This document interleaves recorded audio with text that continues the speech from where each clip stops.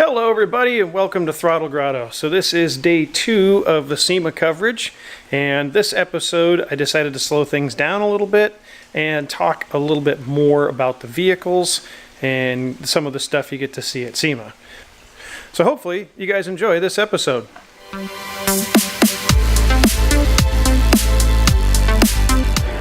Hey everybody, so we are at SEMA. We are here early in the morning so that we can get a little bit of uninterrupted coverage. The media has access in the morning. So I want to talk about one of the coolest cars I think is at this show.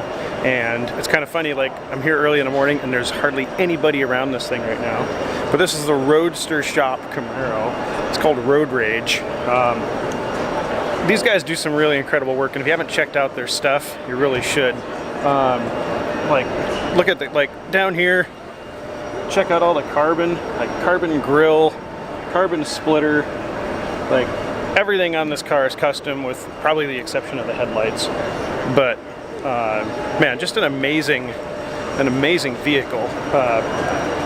Shaved drip rails, custom interior, there's so many details on this car. It's really just something that is impressive to see how they build, the attention to detail. May not be your cup of tea, but check out some of Roadster shop stuff because they do really awesome work. So one of the little details I'm talking about is check out the way they did the door latch. Normally there's a lift up door pull here. There's actually a hidden door latch right inside the actual pillar here. So all these things that they do to these cars, a lot of really subtle stuff, like the interior. Check out the interior in here. It's all custom.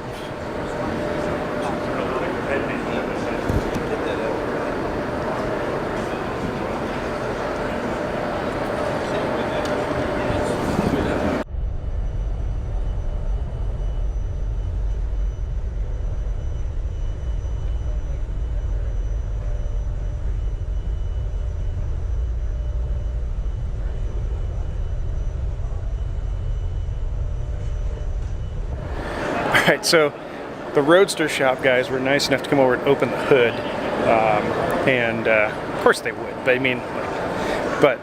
man, I was telling you about the attention to detail. Check out the attention to detail in this engine compartment.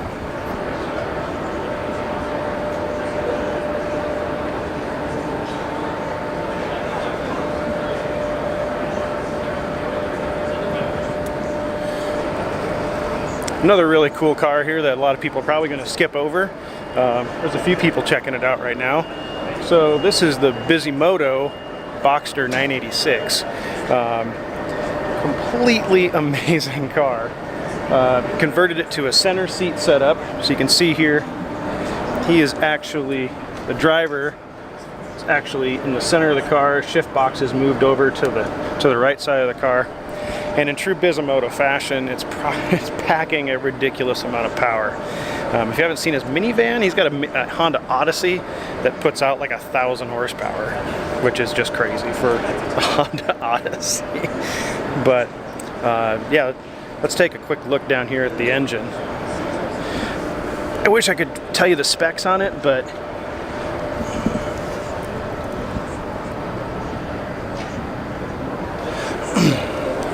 okay, so you probably can't see anything because it's super dark, but Bisimoto's got some cool stuff, so check him out too. So one of the things that's hard about SEMA is there's so many cars, there's so many things to see, and it's really hard to stop sometimes and just take a moment to pay attention to the little details. So this car that I'm standing next to here is I think it's a 1970 Duster. But somebody has completely gone through and there's a shop that is, I think it's called Goolsby Customs, and they have completely redone this car. Literally everything from moving the wheel wells to match up to the chassis that they wanted to use, to custom metal emblems. I mean, everything. Supercharged engine underneath the hood. I don't know a lot about these style of cars, and it's not really my wheelhouse, but this is just a really cool car, and building stuff like this is well out of my talent pool, but it is still something you can sit down and just appreciate. So let's just take a quick look at this Duster and some of the little details.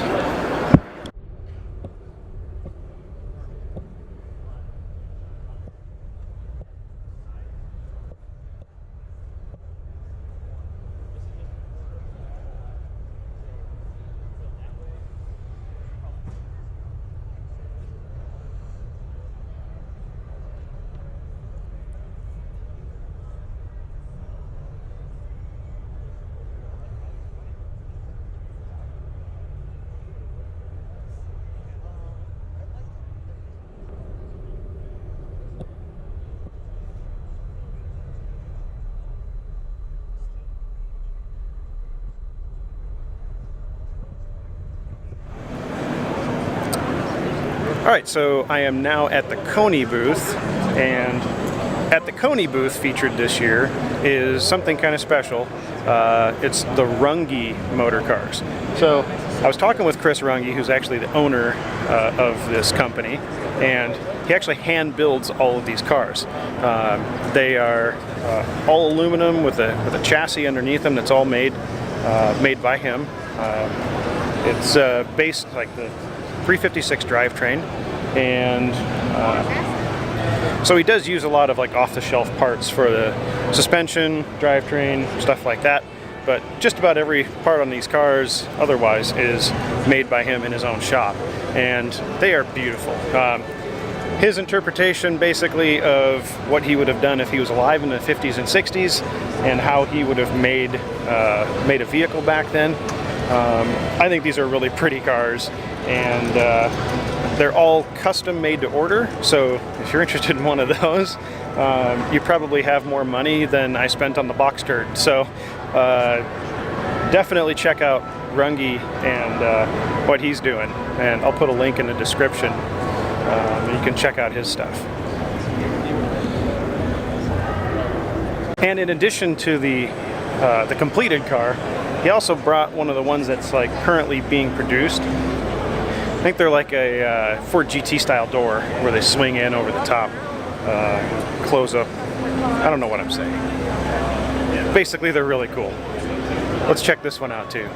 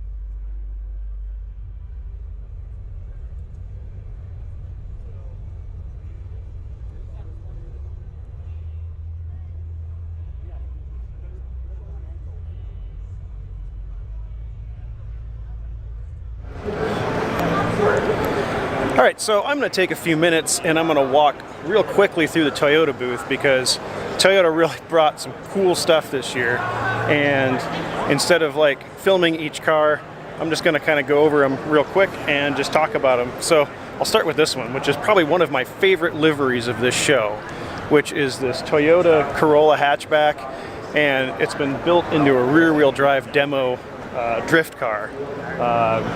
Like, I love the way the graphics look on this car, and it's like the wheels, like everything. This car like sits really well, and I just love the way this thing looks. Next to it, there's a bunch of guys playing around with it right now.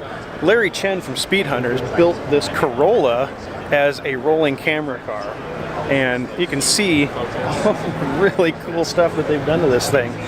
Like, got it all suction cupped to the roof.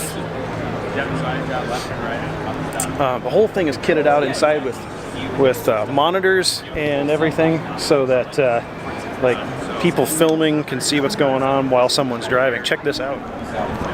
So I can report back to my guys that use it. Just like, hey, just so you know, I'm throwing like this central code 29 a bunch. And then they can dive in because everything's being recorded here. So they're gonna. So then you can data log. Yeah, exactly. So this is like the brain of the system, but for our customers. So that is definitely cool. Would really up my YouTube game if I had that. Of course, I'd also need someone to drive it. So one of the other really cool things that Toyota did, aside from the trophy truck with the cool retro windows in it, is they brought all of the Supras. So they brought the new Supra race car. There's Supra NASCAR. And then they brought one of each generation of Supra, from Mark IV, Mark III, Mark II, which is actually my favorite body style of the Supra, and of course a Mark I. Man, that's really cool to see them like acknowledging the old style, the vintage, and kind of representing it. Last year they did Camrys, and man, I tell you what, the Supra is a way better display. The only thing that could have made it better is if they all had like those old style Toyota Rally graphics. So another cool thing at SEMA that you get to see is how people use new technology in older vehicles.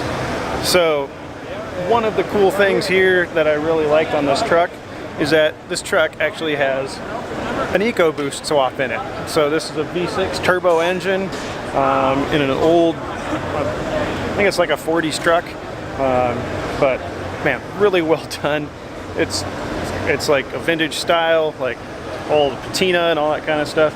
You can actually see there's still like rusted parts on the roof where they just pounded out a dent or something and just left it, but underneath, it's all business.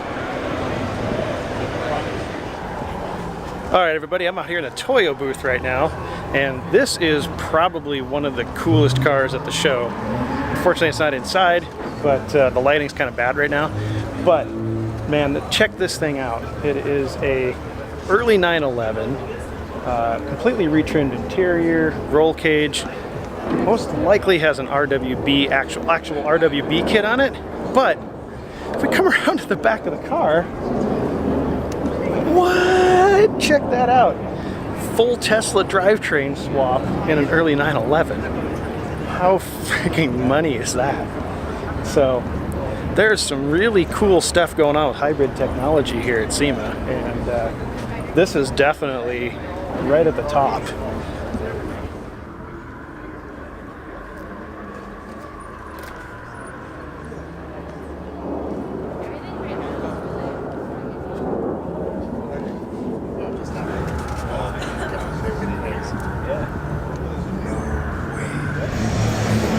Alright, so been a really crazy day so far, and I was going to film with a regular camera, but there was just no time. But I just got to run it. I was just at the Motor Trend booth, and I got to meet Ant and Mike from Wheeler Dealers. I got to meet Wayne Carini from Chasing Classic Cars, and I got to meet Dirthead Dave and Fred from Dirt Every Day. So that was really cool to run into all those people at one booth, and like literally 15 feet away was Freiberger and Finnegan from Roadkill.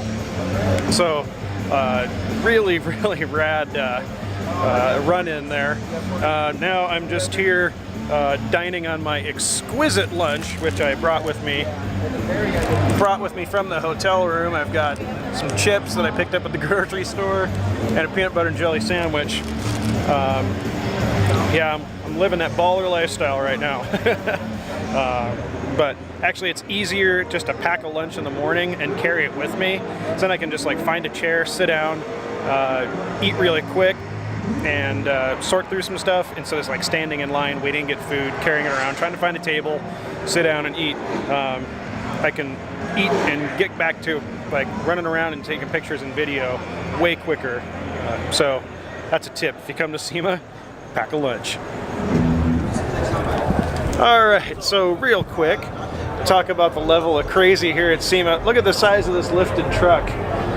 I'm almost 6 feet tall, and I am walking under. I am not crouching. I'm literally walking underneath this truck. Like, what do you do with it? Besides go through like 4.5 or 5 foot hole, 5 foot deep mud holes. Like, crazy. And like, look at the size of the shocks on this thing. So I guess that means when it's time to do an oil change, you literally walk underneath the truck. There's the oil pan right there. Pretty crazy stuff here at SEMA. So that is my coverage from day 2. Obviously there was a lot more going on at the show than just that. But I kind of wanted to show you guys some of the highlights, and quite a few of the cars in that video actually won awards at the show. So hopefully you guys enjoyed seeing things slow down a little bit more time spent on each one of the cars. Let me know what you think about this style of video in the comments below versus real quick looks at each one of the cars. Day 3 of SEMA coverage will be coming soon, and I'll link to it right here. So until next time, get out there and work on something.